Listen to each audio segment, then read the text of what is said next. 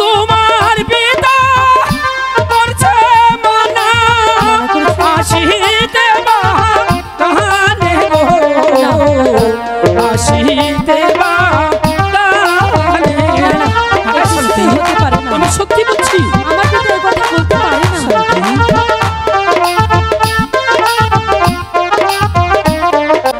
শান্তি। অরুণ দাদা।